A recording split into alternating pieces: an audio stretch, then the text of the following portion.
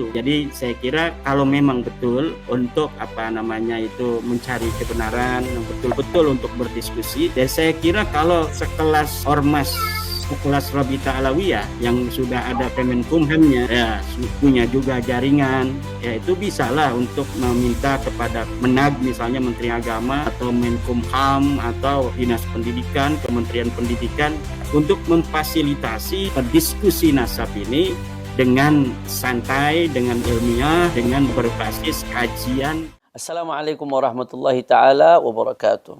Alhamdulillah wassalatu wassalamu ala rasulillah Sayyidina Muhammad ibn Abdullah wa ala alihi wa sahbihi wa man wala, amma ba'd. Ahiba'il kiram, kita telah sama-sama mengetahui bahwasanya Ar-Rabitatul Alawiyah sebagai wadah resmi Sadah Al-Abi Alawi telah mengirimkan surat kepada saudara Imaduddin bin Sam'un, undangan, ajakan untuk berdiskusi, membedah pemikiran Imad bin Sam'un terkait pembatalan nasab Sadah Al-Abi Alawi sebagai dzurriyyah Nabi sallallahu alaihi wasallam pada tanggal 7 September 2024 hari Sabtu di gedung Ar-Rabitatul Alawiyah.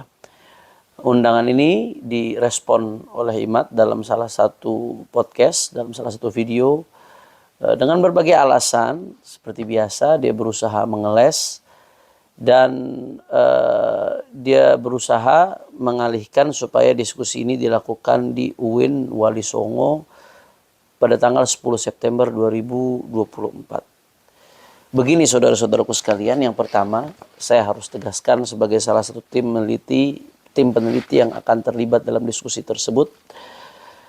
Saya harus menegaskan yang pertama, kenapa di Rabitatul Alawiyah Imad bin Sam'un meneliti dan membatalkan nasab Sadah Al-Abi Alawi, sedangkan lembaga resmi yang otoritatif di dalam pencatatan nasab Sadah Al-Abi Alawi adalah Ar-Rabitatul Alawiyah.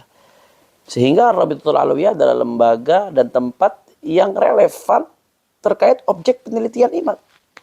Harusnya kalau dia neliti nasab Alawi, ya datang dong ke lembaga pencatatan nasab Sadah Al-Abi Alawi. Inilah tempat diskusinya. Inilah tempat yang otoritatif, inilah tempat yang relevan.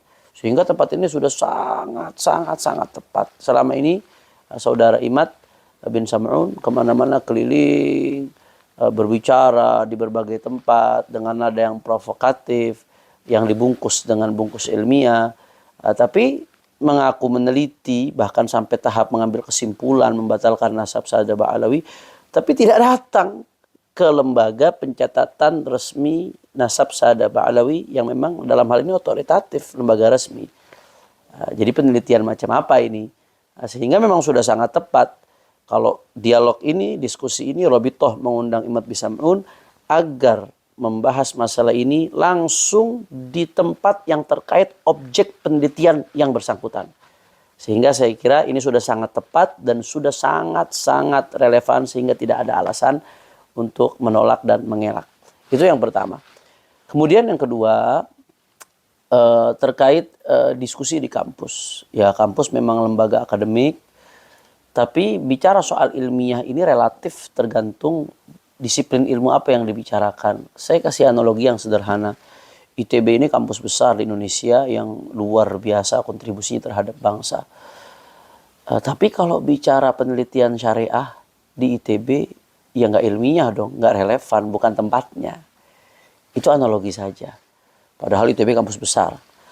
Begitu juga saya kira UIN Wali Songo, ini kampus luar biasa, Universitas Islam Negeri. Tapi ini yang kita bahas ilmu nasab. Objek penelitiannya tentang nasab. Nasab ini punya disiplin ilmu tersendiri yang disebut ilmu nasab. Apakah di situ ada prodi ilmu nasab? Apakah ada profesor ilmu nasab? Ada nasabah? Sehingga itu dikatakan relevan dan layak untuk menjadi gelanggang diskusi ilmiah terkait masalah ini. Ya tentunya orang yang alim di satu bidang belum tentu alim di bidang yang lain. Orang yang alim di bidang tafsir misalkan, bisa jadi dia awam di bidang ilmu nasab. Sehingga kalau bicara ilmiah dalam konteks ini ya relatif. Ya kalau mau sekalian mencari tempat yang netral, ilmiah, bicara netral ya. Walaupun sebetulnya Rabitatul Alawiyah sendiri insya Allah akan menjamin daripada keselamatan, aman, kami nggak akan melakukan intimidasi dan lain sebagainya. Insya Allah pulang pergi aman, sehat walafiat biidznillah. Tapi kalau mau bicara lebih jauh lagi terhadap lembaga ilmiah yang relevan dan kompeten dalam masalah ini, ya kalau mau silahkan sekalian di narkoba-narkoba internasional.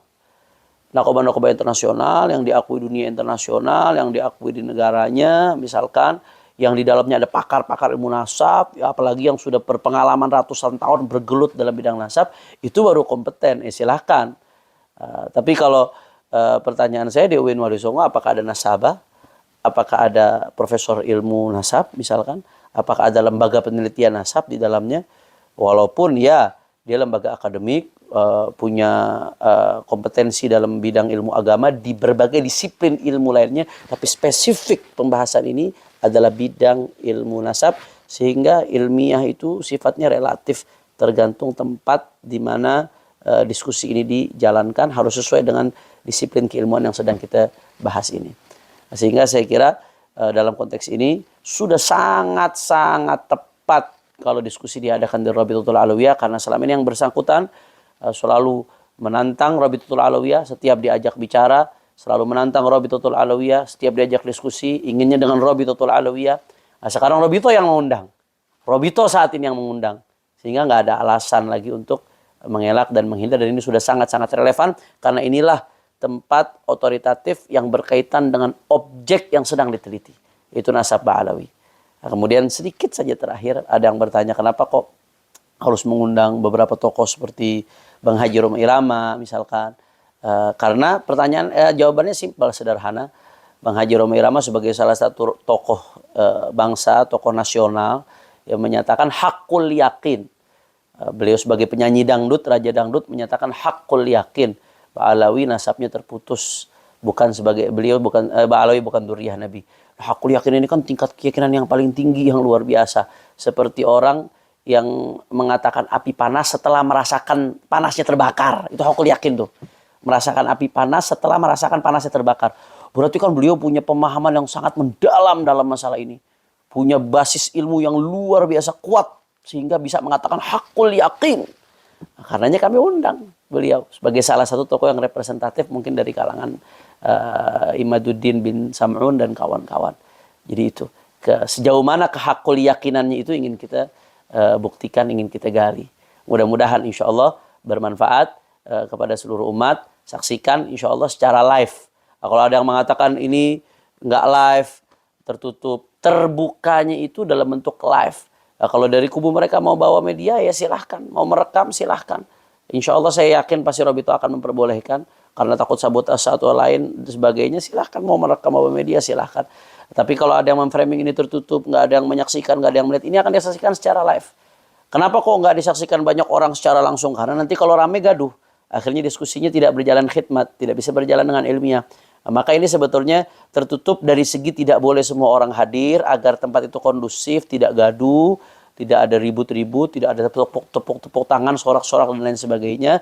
Tapi di sisi lain terbuka karena akan disaksikan, disiarkan secara live. Nah, saya kira yang sedikit ini mudah-mudahan bermanfaat.